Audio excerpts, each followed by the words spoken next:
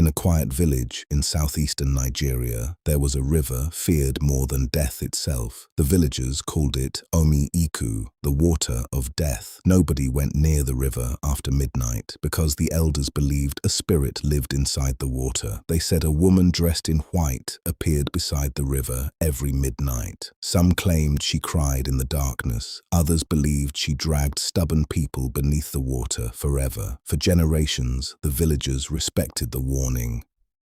Except one young man named Emeka did not believe in spirits.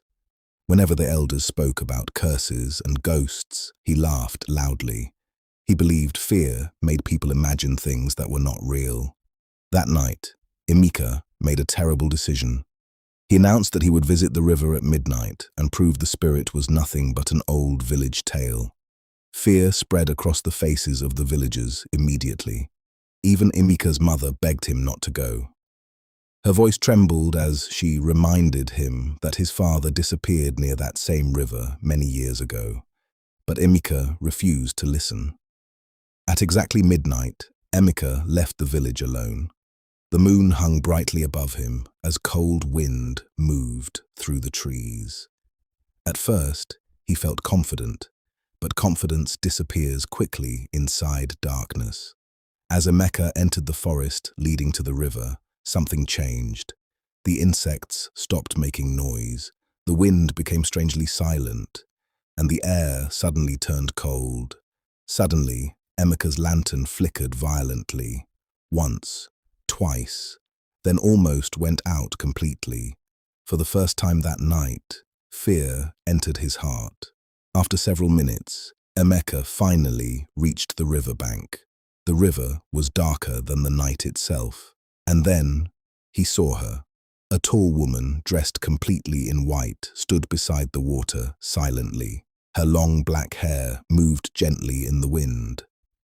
But her feet were not touching the ground. The woman slowly turned toward Emeka. Her eyes glowed pale white in the darkness. And suddenly, Emeka realized the stories were true. The spirit asked Emeka why he had come. Before he could answer properly, the river behind her suddenly began moving violently. Large waves rose without wind. Something beneath the water was alive. The woman revealed herself as the protector of the river. Her voice sounded both human and something far older than human. Emeka slowly stepped backward as terror consumed him completely. The spirit stretched out her hand toward the river. Suddenly, dark human shapes appeared beneath the water. Dozens of trapped souls reaching upward desperately. The spirit explained that greedy men poisoned the river many years ago, searching for wealth. They destroyed nature, and the river became cursed because of their greed. Then the spirit revealed a terrible truth. Emeka's father did not abandon his family. He died trying to protect the river from destruction. Suddenly, the river exploded upward violently.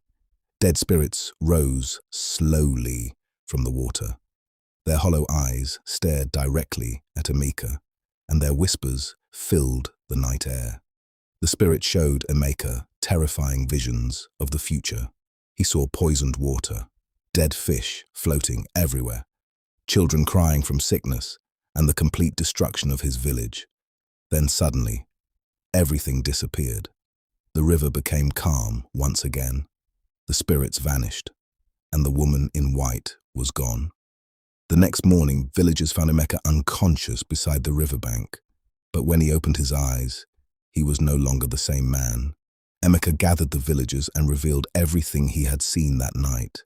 At first, some laughed at him, but soon fear and guilt spread through the village. Slowly, the villagers changed their ways. Illegal dumping stopped.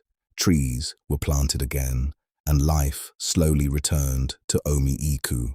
But even today, the elders still warn children never to go near the river after midnight. Because sometimes, when the moon is high and the night becomes silent, a woman dressed in white can still be seen beside the water, watching, waiting, protecting the river from those who bring destruction.